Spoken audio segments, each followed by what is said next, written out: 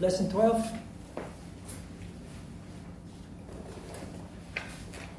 Prana. So from lesson 1 to lesson 10, or 11 actually, we laid the foundation, moral principles and precepts, but also we started reconditioning, physically, mentally, and energetically. So from today, we will switch and work towards the more subtle aspects of yoga, which is energy control. And starts with the discussion about what is energy. Now, I always repeat certain important concepts many times. Almost every class you noticed. So I explained already about Shiva Shakti, about yin and yang. I explained about prana being vital energy, the difference between vital energy and just energy that is not harmonious, etc. We'll go through it again. We cannot discuss this often enough. It has to become, how do you say? It has to become settled in your mind. If we do it only once, next week you have forgotten, but we repeat. And at some point, it becomes natural knowledge for you. You start functioning according to those new insights if we keep repeating. So that's what we do. Prana is vital energy. It's the energy that is responsible for growth, for development, for creation.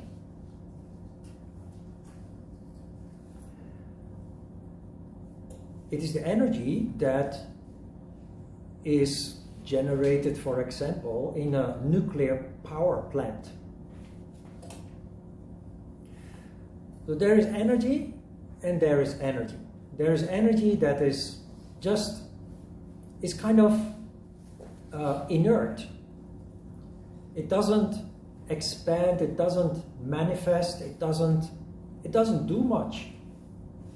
An example of inert energy is the mat, the floor, the wall.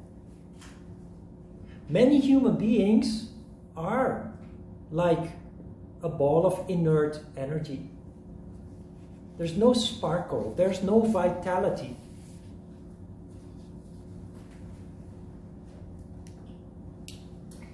The reality is that most of us simply are not aware of that.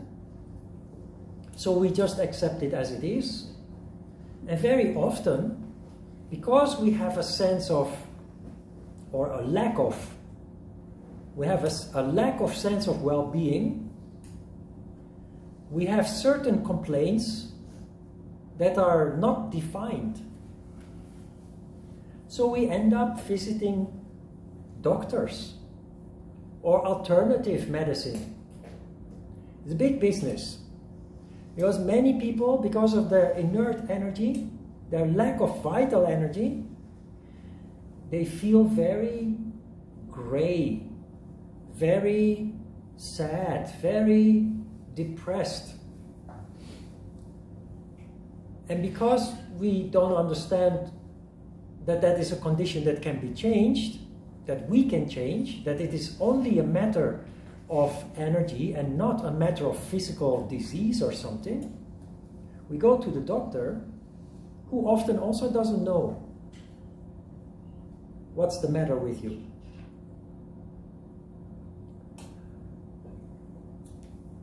When you practice yoga, that inert energy gradually turns into vital energy.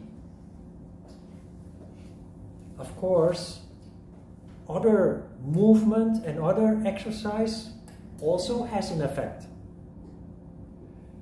But yoga, if done correctly, by standing still in asana, by doing it in silence, without distractions, by following the advice that is being given about attitude, about diet, about how you stand in life in general,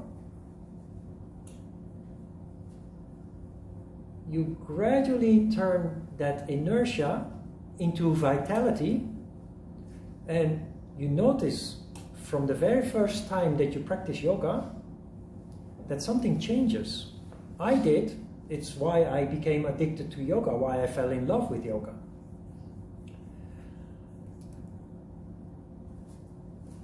When I experienced that, I didn't understand technically what happened, but it felt great, undeniable.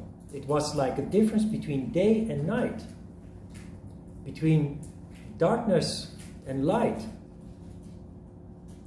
And now we understand how it works, how to make it work. So yoga is full of mystery, full of symbolism. In the morning we came across this concept that you must stay away from earth, water and fire. And nobody understands that until you make the link with the lower chakras. You will learn that each chakra is related to an element. You have earth, water, fire, air and ether. Surrounding energy and Kundalini, there's a lot of mystery too. Just take a look. Take a look at the Hatha Yoga Pradipika. The Hatha Yoga Pradipika is impossible to understand if you don't have guidance. It sounds like a Bible, it sounds like a holy book.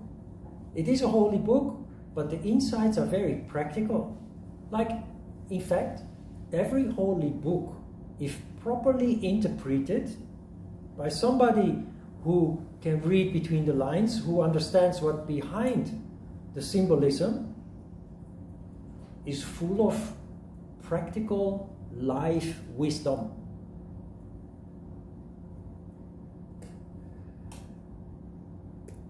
So, to turn inert energy into prana, vital energy, we need to do certain things in a certain particular way. And one of those things, very practically, is how you practice asana, how you use your body. Not only physically, you know by now, also mentally. Standing still requires that you concentrate. You cannot move anymore without mental involvement, without concentration. Naturally leading to a quality called mindfulness. But to reinforce that process, we also do it deliberately. We stand in Tadasana and we repeat the name of a pose and visualize it, feel it, and only then we go to work. And from now on, we not only do that in asana, we try to apply that in our daily lives. When we wash dishes, when we do our work in the office or at home, the way we socialize with people, interact with family members and friends.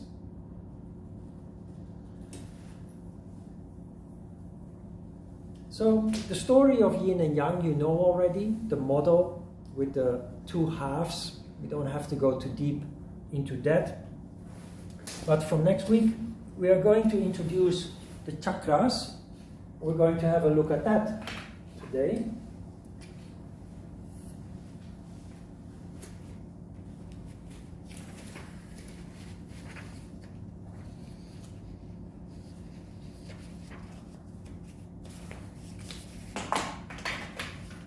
There are 7 chakras.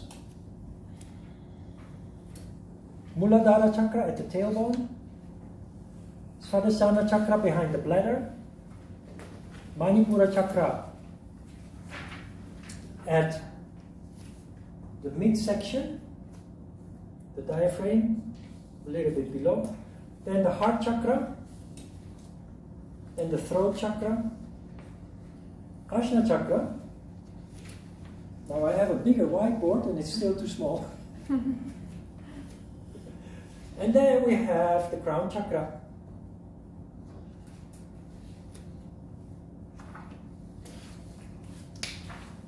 Chakras are not elusive. It is true that if you go to a surgeon and you ask the surgeon to open your body and to take out your chakra, that's not possible, because chakra is energy. But energy, with modern technology, phototechnology, can be made visible.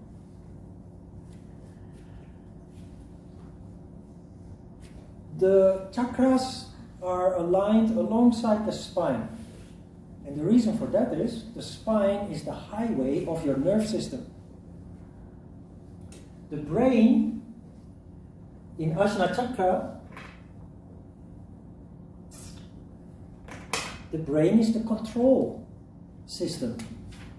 The mainframe, how do you call that? Computer technology? Huh? Yeah, anyway. The command center. It's the command center. If I move my toe without me knowing it, there's actually a signal from my brain going to my toe that tells my toe to move.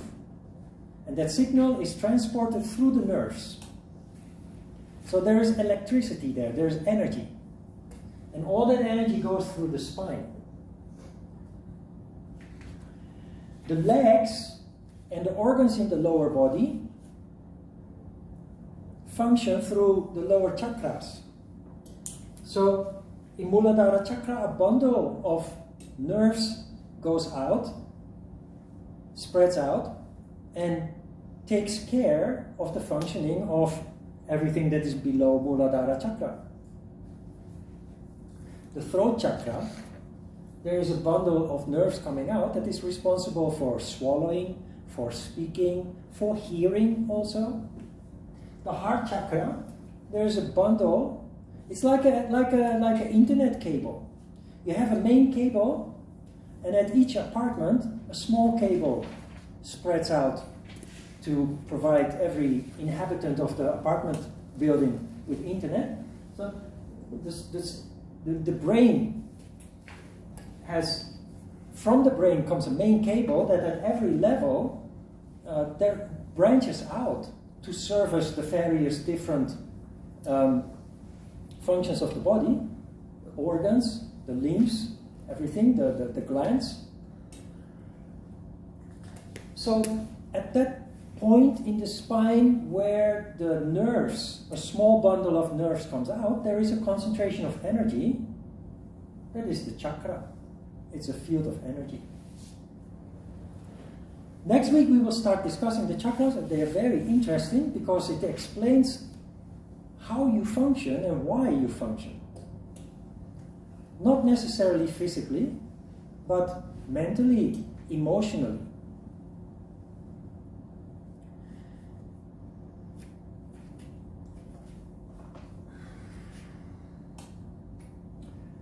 Now, vital energy exists out of two polarities, two different energies. One is Shiva, the other is Shakti. Shiva energy flows from the top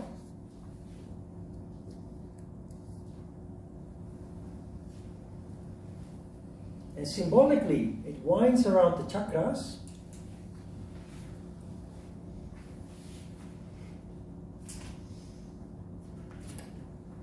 and it disappears into the underworld through the bottom.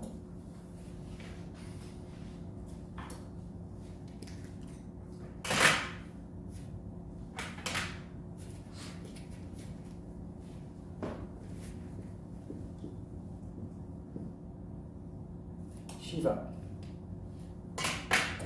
Shakti energy, you guessed it already, goes the other way. It enters through the bottom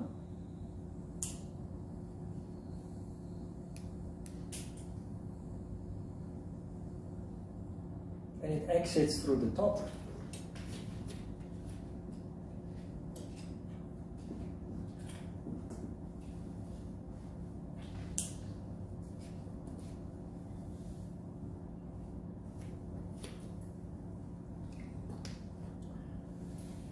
Do you recognize something here in this model?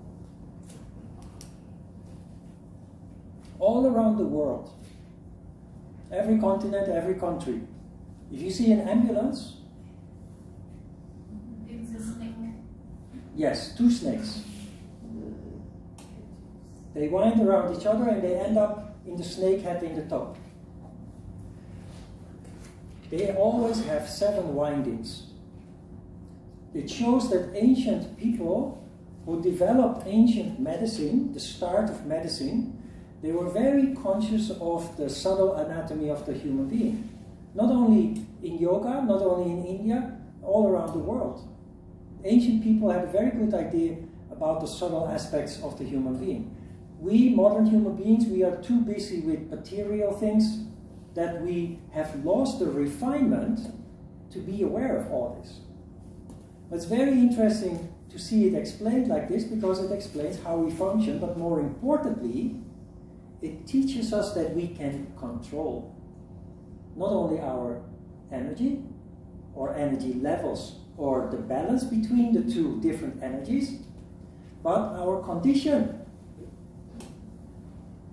If you're gloomy and you know that that is caused by energy being depressed down towards the bottom, there are exercises that elevate your energy and your gloom goes away. When you're emotional, when you're angry, when you're upset, when you're sad, that is a condition. Your ego tells you, oh, poor me, and you drown in your misery. Yoga tells us, wait a minute, there is a reason why you are in that condition. More importantly, you can change it. That is why understanding the chakras and the energy and the conditions that come with the various levels of energy, that is really helpful for you to start more and more taking control of yourself, your thought processes, and the condition that you are in. Depression is a condition that you can change. In the modern time, we go to a psychologist and they give us a chemical which only oppresses the condition but doesn't heal it. Often it becomes worse when you stop taking the medicine. Yoga tells us, well, if you're in that condition, it only shows, technically, your energy is down. So let's try to bring that energy up. To prove this to yourself, next time when you are emotional, sit down on your cushion, just close your eyes. Don't do anything complicated, just close your eyes. But sit on your cushion, sit straight.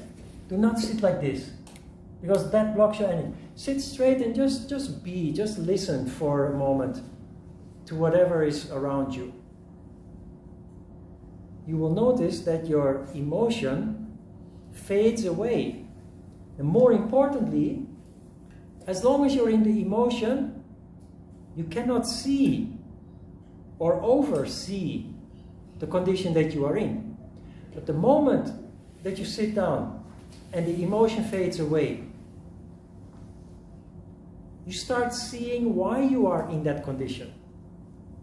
So you attack the problem from different sides. You take away, first you reduce the emotion, and then you take away the reason for that emotion to exist by insight. Insight that could not enter because you were in that condition. It's really marvelous how all this works. The problem is, when you are upset, emotional, the last thing that you think about is to sit on your cushion. Because you're so occupied with your sadness or your condition, because of ego putting you in that predicament. If you have the courage to overcome that ego that keeps you stuck in that condition, just sit down for a moment. It doesn't have to be your meditation cushion, just at home, sit on a chair, but sit straight and just close your eyes. Turn off all the appliances, TV, computer, etc. Just sit there for a moment in silence. It's very powerful. And there's no doctor that can give you such a cure.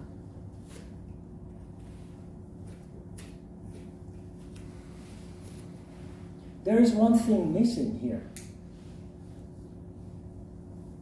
In the model that you see on ambulances and hospitals at the front gate and on the Hatha Yoga Pradipika, in this illustration here, you see that there is a third channel.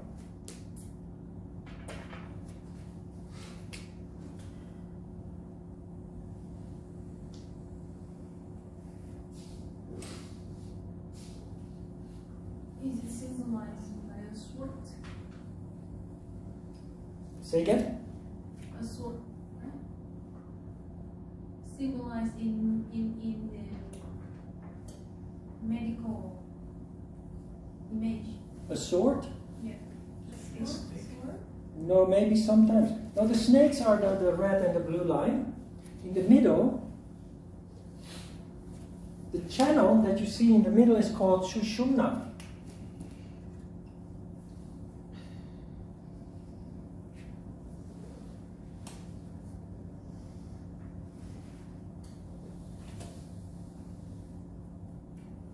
Sushumna. The reason why Sushumna is so wide, while the other two are only two-dimensional, Sushumna is responsible for energy rising up, the Kundalini effect. But it is a condition that is only present in few people. Few people function based on those Shiva and Shakti energies fluctuating throughout the day. There is no balance, no harmony. So either Shiva is dominating and we are a little bit sluggish, we are a little bit lazy, we're a little bit dark, a little bit depressed. Or Shakti energy is dominating. For example, when we're busy, when we're active, when we're at work, doing our daily things.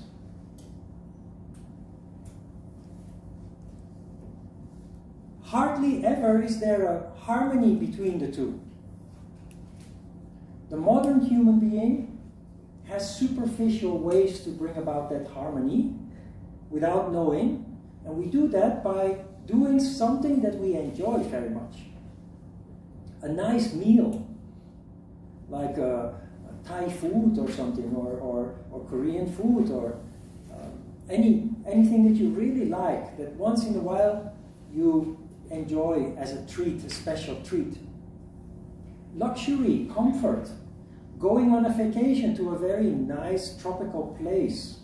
These are ways we spend our money to have a sense, or a certain sense, of harmony. But because it's superficial, it's very easily lost also. You always have to come back to the reality. After the nice meal, after the wonderful holiday.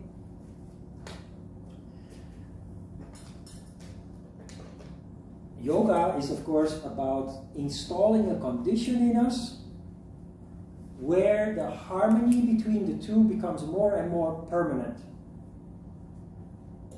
Why is this important? Because energy that is inert, so lacking vitality, which is the condition that most people are in, has a tendency to condense. Condensing means it becomes more and more compact, and when it becomes more and more compact, it becomes heavier. Remember when I explained the process of the universe? Starting as energy, becoming gas, and the more it condenses, the more dense the material, gas, liquid, and then solid matter. The human being, everything in the universe, including the human being, has a tendency, as a ball of energy, to condense more and more compact, and literally towards the lower levels of consciousness. Your animal instincts are located in the lower three. And there is nothing bad with that. We need those instincts to survive.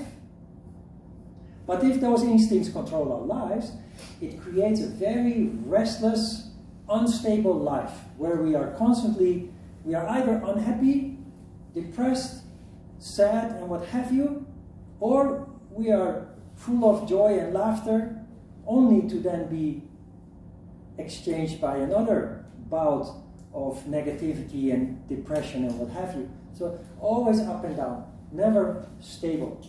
That condition where there is no balance, Sushumna Nadi does not exist. Sushumna Nadi is, of course, symbolism.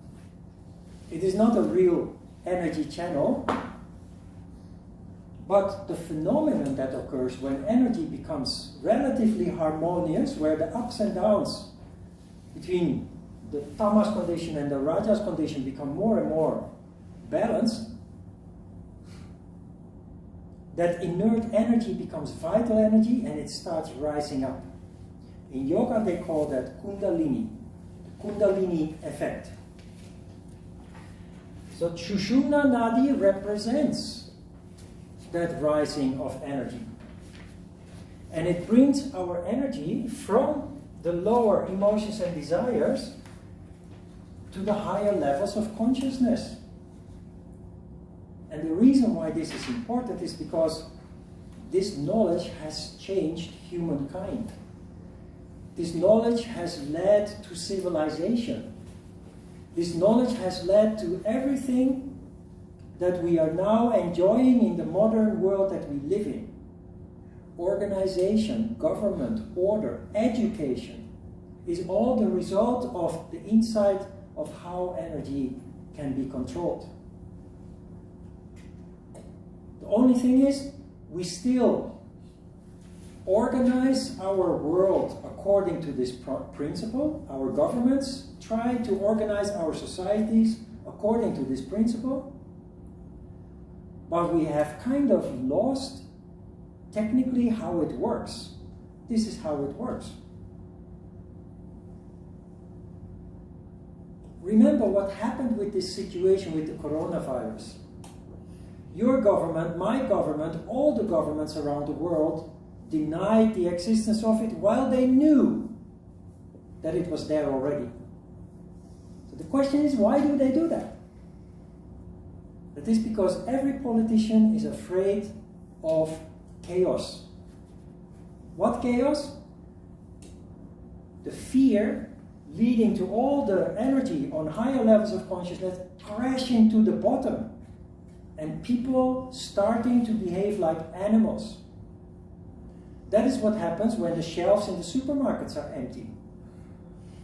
There is no rationality anymore. It's animal behavior that is triggered in the lower chakra. So governments, knowing what is happening, they just deny it. Because they're really scared of what we as citizens are going to do when we are hit by panic, by fear. That's the reason why. They want to keep stability. They want to keep harmony. Of course, it's a little bit foolish, because in the end they will have to admit that it is happening anyway. But worse, if they had admitted in the beginning stages, it would have been much easier to control the pandemic, the disease. But that is, of course, another part. But this can show you a little bit of how it works and why governments are actually lying. Not one government, not one all of them have denied it in the beginning stages, while they could have actually controlled it in the very early stages.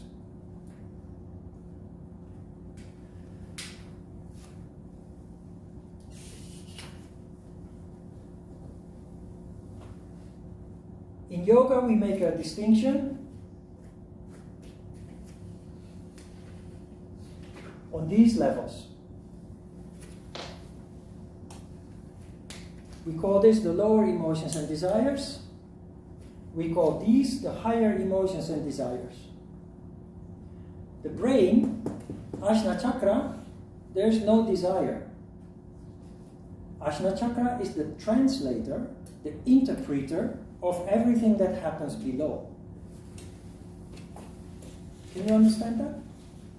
So you feel sadness, your brain makes you aware of that sadness. You feel fear, a signal is given, it is your brain that then translates and makes it possible to react, to act or react in a certain way, draw conclusions. But because we do this subconsciously, we often send a signal back and react in an instinctive way. We react to fear with violence, for example, making everything worse. While if we keep our energy here, we notice the signal from below, and instead of allowing a signal to go back for an animal reaction, instinctive reaction, we process it rationally and we find a non-violent way to deal with the situation. A clever way, a smart way to deal with the situation without causing unnecessary disruption.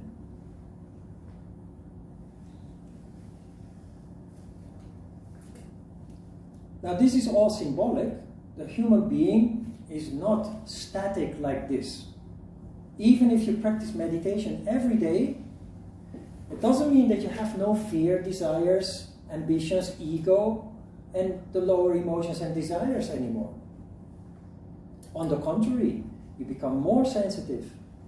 There is more vital energy, so the functions improve, including your lower emotions and desires will initially increase. But you control it. And because you practice regularly, every time you bring energy up. When you practice asana, because there is a mental aspect, energy is being pulled up. Energy, this is an important aspect to understand. Energy goes where your thought goes. That is why meditation is powerful if you take it serious. Many people close their eyes and they don't actually meditate, but they say it's meditation. But if you really concentrate your mind to in and around the head, it pulls energy up. And the ball of energy expands. Yoga, for example, is very good for students. Why? Because all that energy going up increases the IQ. The intelligence expands as a result of that. In the beginning, when you practice yoga, every time you practice, your energy goes up, but there is always a period in between. If you practice every day, which is ideal, but for most people not realistic, but as an example, you practice every day, say you practice 1 hour, there's 23 hours that you don't practice. So you create a condition and then slowly come out of it again. Until tomorrow you practice same, you create a condition and slowly come out of it again. But in the long term, your energy is more and more inclined to stay on that higher level. So there is energy everywhere, but now the point of gravity of your energy is here. While in the past, the point of gravity was there. Sometimes it was here, but generally it was there. So you reverse that. Sometimes it is here, generally it is there. So your upbringing, your education has actually already to some extent brought about that condition, but not efficiently, because you've undergone that process very subconsciously. Now you become conscious of it. You can take action when you feel that something is off. You can take action when you feel that your condition is out of balance. So while your upbringing and education has led to energy rising, it's never been done in an efficient way. It's never been done in ways to keep it there, because you've never even heard of how this works. There is only this system based on very ancient insight and knowledge, but we have lost the underlying foundation, the underlying reasoning behind it. When you know how this works, next time when you're out of balance, you can, if you have the courage to take control, you can correct that. You can correct your condition. It is because of this also that it is important that when you are emotional, angry, sad, or whatever emotion that you undergo, that you try to be consciously aware of it. That sounds strange, but human beings have a tendency to be subconscious of the condition. And so when we are sad, we drown in that sadness, just making it worse. When we are angry, we drown in that anger, just making it worse. Because of ego, you identify with the condition and we feel so much self-pity. It's a human characteristic. But it makes everything worse. It makes our suffering unnecessarily prolonged and deep. As a yogi, knowing now how it works, you say, oh, I'm sad. Why? What happened? What caused this sadness? That doesn't mean that there is no reason to be sad, but when you rationalize it, it diminishes considerably how it affects you. Because you start drawing concrete conclusions from your observations. And in that way, you can approach your issue, whatever the emotion that you are dealing with, suffering from, you can approach it in a constructive way and do something with it. Because in the end, that condition is only a signal. It is telling you something is not right, something is not correct. That is the function of pain. Whether physical or mental, emotional, the function of pain is to alert you. So instead of drowning in the alert, the alarm, the clever thing to do is to listen to the alarm and try to understand what it is trying to tell you. That is where all this comes in. You cultivate the intellect, which allows you to reason. Reason alone is not enough, because reason is limited to what you already know from a book, from experience, from what other people have taught you. The more important energy center or chakra is the crown center, above the head.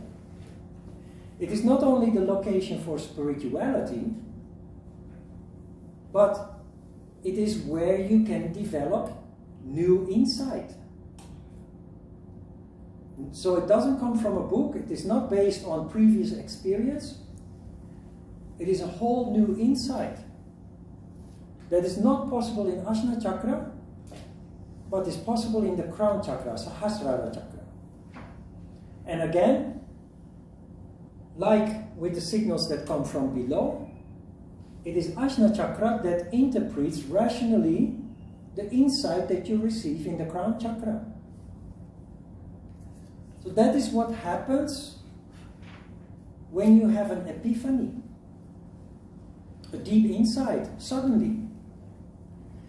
I know that all of you have had, at some point in your life, a deep insight.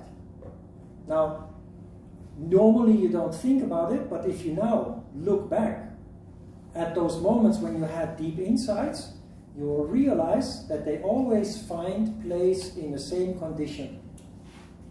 Deep insight happens at the moment that you're not thinking about your problem. Deep insight always happens at the moment that you're actually doing nothing. Just staring out the window or looking at the ceiling or at the wall, just for a moment doing nothing. Suddenly, the dots connect.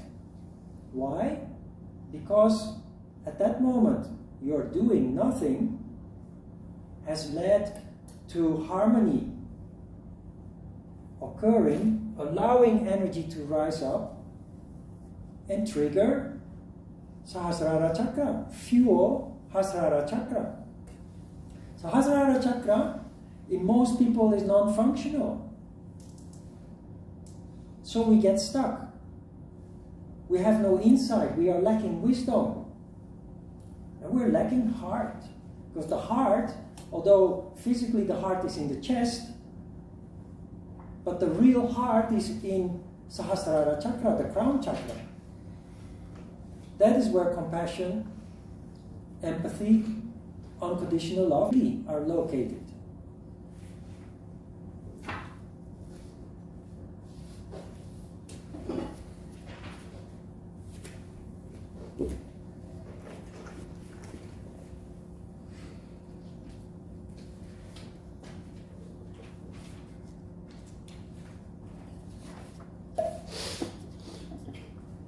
There is a mention of Dharma here. We talked about that last week at the end of a question that came from one of you. You see on the second page in the third paragraph that as a result of this process, where your energy rises up and fuels higher consciousness, leading automatically to a very natural form of spirituality, something happens with you personally. You start to question things. Everything that you've always have taken for granted. What your parents have told you is right and wrong. What your teachers have taught you. Everything that seems normal and accepted suddenly is being turned upside down. And you start investigating everything that you subconsciously have just accepted as it is. And you for the first time start truly forming your own opinion about all those things, and often that is totally different from what you've always accepted to be true. It also leads in a very natural way to a change of direction in your life. Because you realize that where you are at this moment in time, that is the result of the process you were in since you were born. But you never had any say in that process. You never even were aware of the fact that you actually could have an influence, that you could have your own opinion about all that is happening. But now, because you are fueling higher levels of consciousness, you automatically, naturally, start forming your own opinion. And often that is against the grain of everything that was familiar to you. So the first stages on the spiritual path, believe it or not, is often accompanied by mayhem. The real yogi's life temporarily is turned upside down. Because you will turn everything upside down. You start questioning everything. That, look, it is very comfortable and stable to be in a state of ignorance. That is why governments also lie. They never tell you the truth. They want to keep you in a state of ignorance. But try to imagine that all the citizens in a society become yogis. There will be a lot of rebellion. Because a yogi is a natural rebel. And you rebel against yourself in the first place, and everything that was familiar to you, your culture, your upbringing, your education, everything. But in a later stage, you will stand up to authority, the government. The people that are protesting, the people that do stand up, even at the risk of losing their life or their job, their career, they are in fact natural yogis. People sacrifice themselves for principle, which you remember is practice of saucha. To have a straight back, to not compromise. If deep inside you know that it is wrong, you will not bend. So yogi in the beginning stages is a rebel, an extremist often. Later, that is being replaced by ananda, by love, unconditional love. But not before you have turned everything upside down have questioned everything that was familiar and formed your own opinion. So it sounds like a total paradox that yoga, a practice that is designed to lead to peace, harmony, well-being, comfort, relaxation, what have you, that it actually has a stage that is totally the opposite. Chaos and mayhem will occur, but with a very good reason and a very good purpose. It is that transformation that leads to you finding your way in life, your way. And that is Dharma. So not what your parents told you to do, get a job, get married, buy a house, whatever. Not what your parents, what your teachers have taught you in school. Not what the government dictates you to do. Be a brave citizen, pay your taxes and so on. But your heart's content will reveal itself, and little by little you will more and more follow that. You will slowly but certainly replace all the input from society with your heart's content. That is Dharma. And that road doesn't stop until the end of your life. It starts with a certain chaos and mayhem, turning things upside down, but you find your way and you start more and more seeing a direction, even to the point that you know today where you will be 30 years from now. Not a concrete picture, but a feeling deep inside your heart. And people will tell you, if you share what you feel, people will tell you that is unrealistic. It is impossible. And when you think about it rationally, you start to doubt. Like I doubted whether I would ever be able to actually go to Korea and do what I really wanted to do. On a lower level, I didn't believe it at all, to the point of desperation. On a higher level, practicing yoga, having energy higher up, and as I told you, I listened to a lot of music that elevates the spirit, literally elevates energy to higher level. There was no doubt whatsoever. The only question was, when will it happen? But there was no... That is where your real courage comes from. Rationally, you don't believe you're capable of doing it. Deep inside your heart, there's no doubt whatsoever. You recognize this? But it requires what we discussed this morning. Steadfastness, courage, belief, etc. Those 6 qualities described in the previous handout.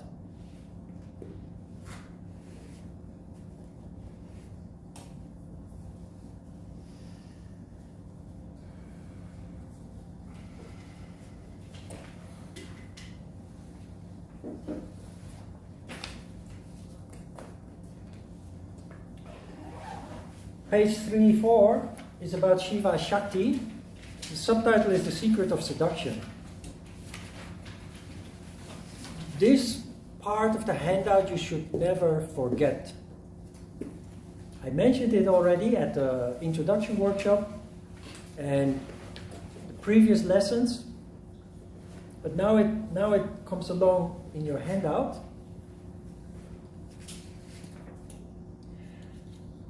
Many yoga teachers say Shiva is the masculine energy because Shiva is a male god. So they think the logic is it's a male god, so it must be the masculine polarity of energy. Shakti is female, so that must be the feminine polarity of energy. On the surface, that logic makes sense. But in yoga, there is never anything on the surface. Everything has a deeper background, a deeper meaning. And it is in fact a reflection of how the human being functions. And that is why we called it the secret of seduction. Because the story behind Shiva and Shakti is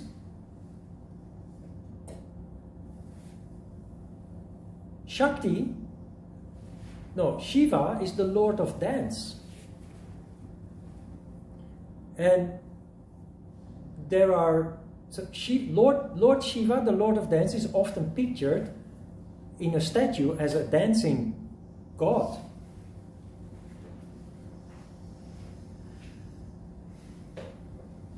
So there is a female god and a male god.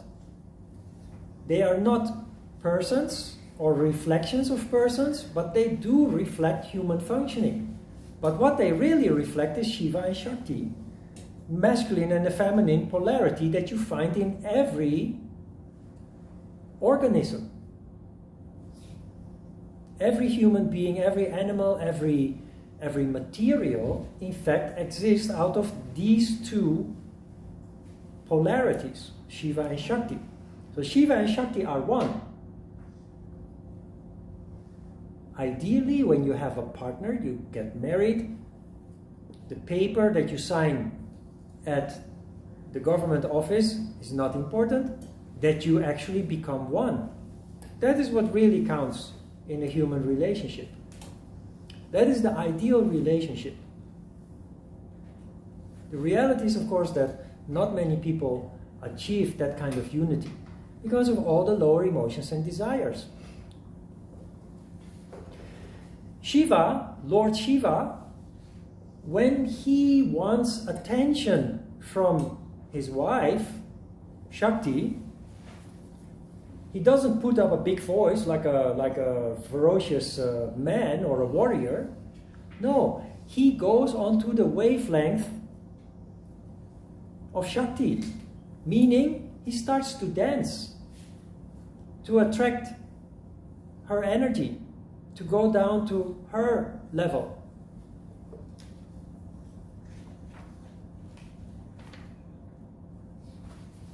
No, I'm turning it around. I'm turning it around. Correction. Shakti, the female, when she wants attention from Lord Shiva, Shakti starts to dance. He is the Lord of Dance, so she goes down to his level to connect with him. And vice versa, when the Lord of Dance, Shiva, wants attention from his wife, he doesn't act in a masculine way, he starts acting in a feminine way, by being gentle and kind and friendly.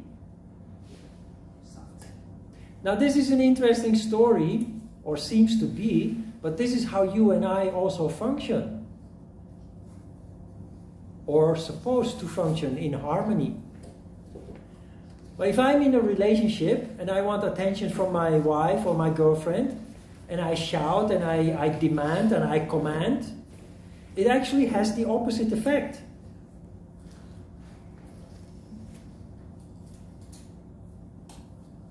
So remember when we drew the yin-yang model on the board, we kind of referred to this issue in human relationships. If you are relatively masculine, whether you are a man or a woman doesn't matter, you will attract an opposing entity. If I as a man am rather macho, rather masculine, I will not only attract but feel attracted to a very feminine partner. And that partner can be the opposite sex, but can be the same sex. You see, in homosexual relationships, in Holland we talk about the man and the woman in homosexual relationships. That man, that is the woman in the relationship. There's always a balance. If I am, as a man, I'm very feminine, feminine men attract masculine women. Very masculine men attract very feminine women, and men who are relatively balanced attract a woman who's relatively balanced. and opposite, vice versa. It works always both ways. So it is natural, it is universal. Energy always wants to come to harmony.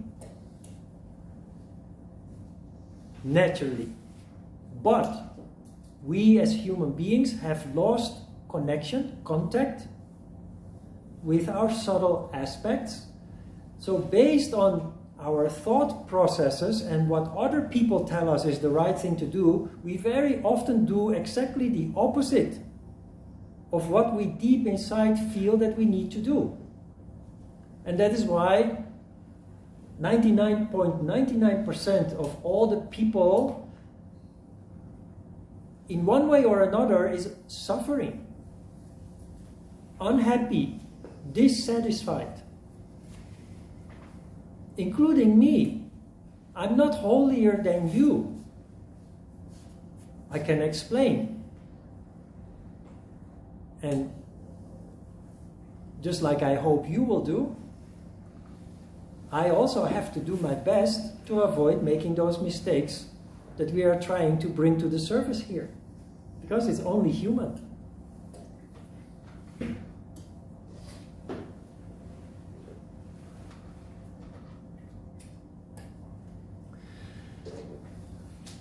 Most yoga teachers, if they know about Shiva and Shakti, most of them don't, many don't, because they never actually studied a real yoga book. But most of the yoga teachers that do know about Shiva and Shakti make the mistake of saying that Shakti is feminine energy and Shiva is masculine energy. So I've been making this statement for many years. Now if you ask, oh yeah, how do you know? It's in the Hatha Yoga Pradipika, chapter 4, chapter 3 and chapter 4. Chapter 306 says, the great goddess Kundalini sleeps closing with her mouth the entrance to the way by which the seat of Brahman, where there is no pain, is to be reached. Now this is third module of the advanced course. But what this sutra is saying, Kundalini is a snake. Symbolically, Kundalini is a snake that sleeps at the bottom of the spine. That snake is asleep, so it's latent energy, dormant. Most people do not utilize that energy because it's not awakened. Yoga is a system very balanced and effective to awaken the snake and let it rise. The seat of Brahman that is mentioned in this sutra, that is the highest chakra where all your higher characteristics are located. Wisdom, insight, spirituality, intuition, all located.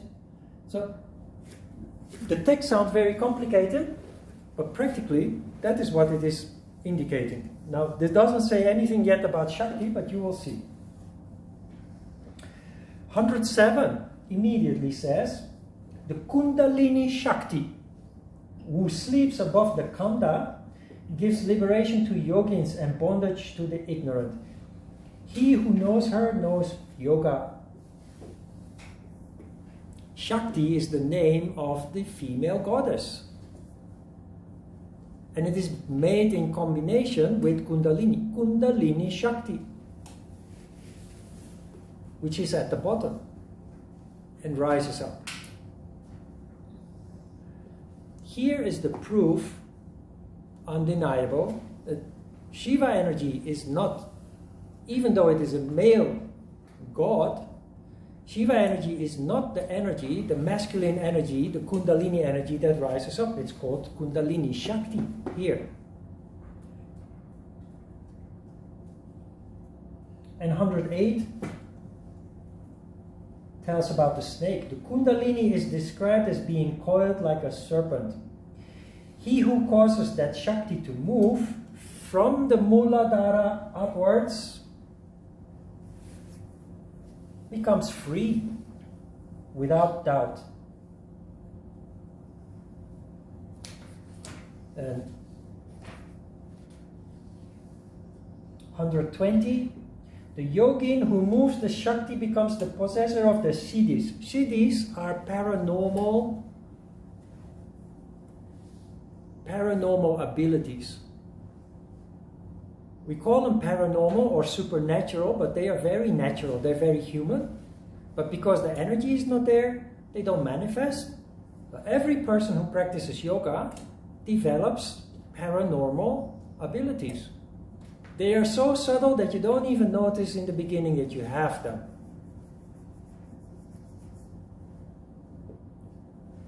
Clairvoyance is one of those siddhis. That is your ability not to have a vision, clear vision with your eyes about the future, but a sense, a foreboding. Based on what you know about the past and the present, you have a very good idea what's going to happen further down the road. Most people don't see that.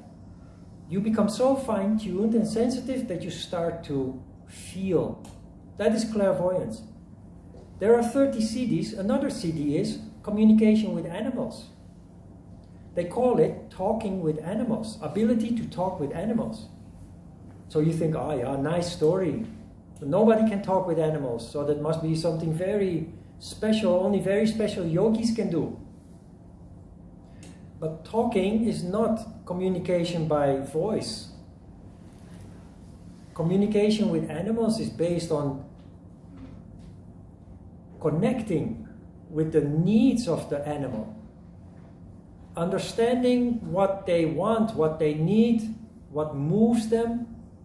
Everybody can do that. Only most people lack the sensitivity, the peace of mind. I have that ability, clearly. Otherwise, these dogs would have, it would have been impossible to take care of them.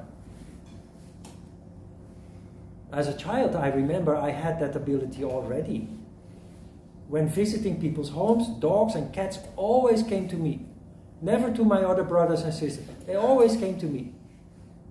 Babies too. Why? Because they feel that you connect with them. Babies and animals, they feel your energy. Do you have a dog? If you have a dog, you see there are human beings, when they stick out their hand, they move away. There are other human beings, they immediately feel attracted. They feel whether your energy is harmonious or not. They feel whether you connect with them or not. If you don't, they shy away from you. And babies are same. Babies also avoid you instinctively if they don't feel your energy is harmonious. But when I was a child and a teenager, dogs, cats and babies, they always came to me. Now I have 2 dogs, and the only reason why they are there is because I'm one of the few that understands them and is capable of normalizing them. They're pretty normal now, but you'll see them one day maybe. No, but understand, this, listen, yoga is a real yogi, which you are on your way becoming, to some extent already are, is created or nurtured through initiation. What does that mean, initiation? That means that you are being initiated into the deepest secrets of the science, in this case yoga. Teachers who say that Shiva is masculine and Shakti is feminine yoga, feminine energy, they prove that they have not been properly initiated.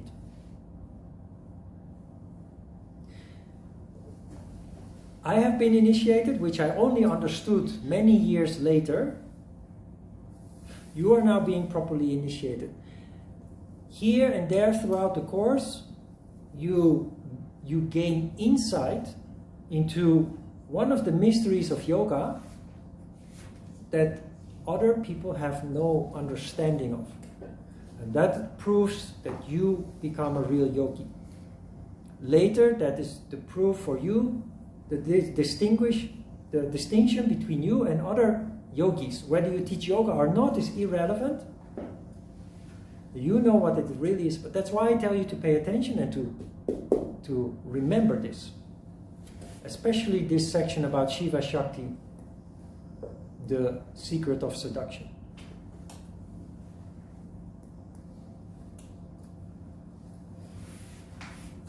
Questions? Prana?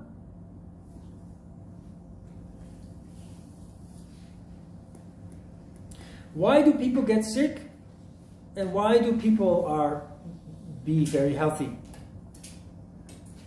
It's all about energy.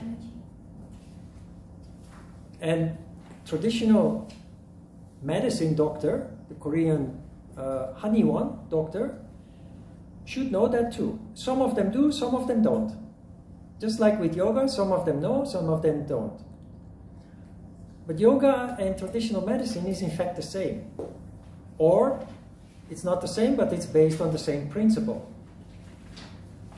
If there is vital energy, your health will be excellent. Prana, vital energy, ki or chi. If there is lack of vital energy, one by one your functions start to fail. Little by little your health will deteriorate. And most people are in a state where their energy lacks vitality. That is why the medical industry, the pharmaceutical industry, is one of the biggest industries in the world. Multi-trillion-dollar industry is healthcare, medicine.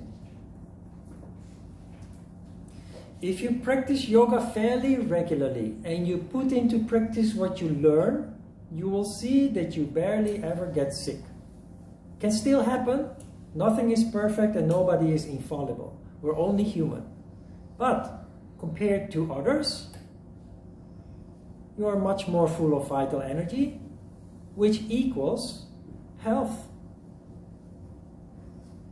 You can't defeat old age. You can't defeat time, at least not physically, but you can age in relative health and dignity if you take care of your energy household.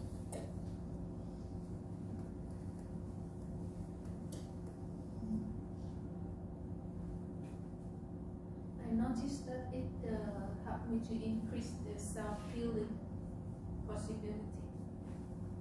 Whenever I get sick or flu or Yeah. get cough or something, less and less I use pills and medicine. Yeah, exactly. There's another thing. I barely get sick, but when I do, I know exactly why. You know, there are flu waves several times a year. Most of those flu waves I escape. But maybe once a year, I get a throat ache and then an earache and then... But instead of just being sick, I try to figure out why, and I always find out there are several things. A worry about something that caused sleepless night, that 1 or 2 days some lousy food maybe. It's always a combination of several things. And as a yogi, you're very conscious of that. And because of that, you try to maintain yourself as best as you can, but you're only human and sometimes circumstances just come several at the same time, causing lower resistance, and you are susceptible to the virus, the bug, but generally you escape while everybody else gets sick. You become, before the start of this morning session, I had a short conversation with Thomas, and we talked about doctors and dentists and what have you.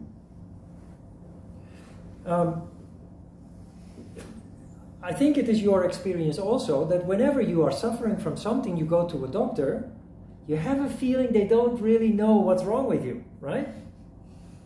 Yeah. So that means that they are guessing what's wrong with you.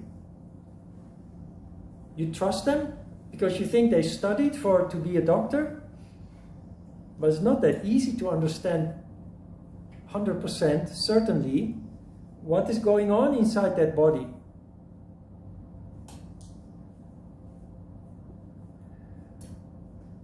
So doctor asks you what's wrong with you.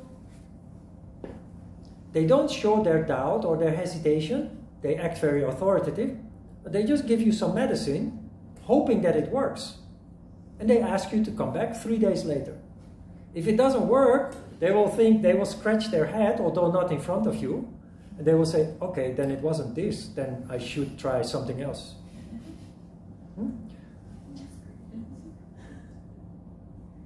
But they don't like yogis. Doctors don't like yogis.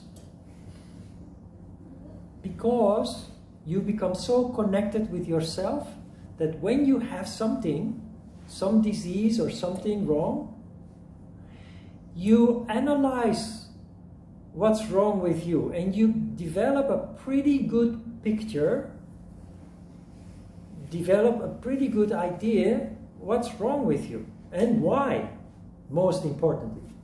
So you go to the doctor and very proudly you tell the doctor, hey doc, I think this is wrong with me because I did that and that must have led to something.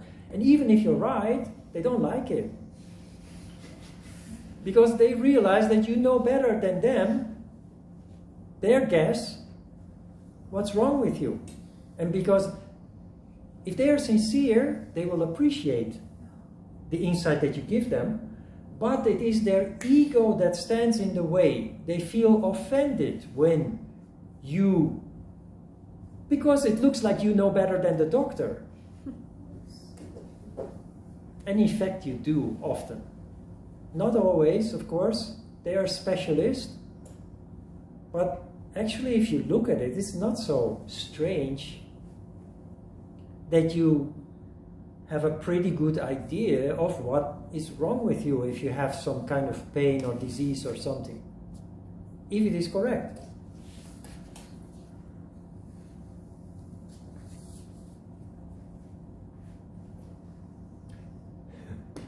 Karma. You can become a yogi, do everything right, take very good care of your energy household and everything else, and your mental state of being, and then one day you get sick. And you say, what did I do wrong? For so many years I've been practicing yoga and doing my best, and yeah. But there was a time before you started practicing yoga, before you started taking control. And sooner or later, that might catch up with you. You might still get some kind of disease or something can happen still. That is karma. It's something that you cannot avoid.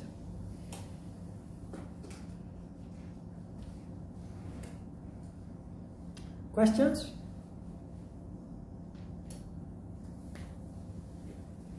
Okay, let's have a short break.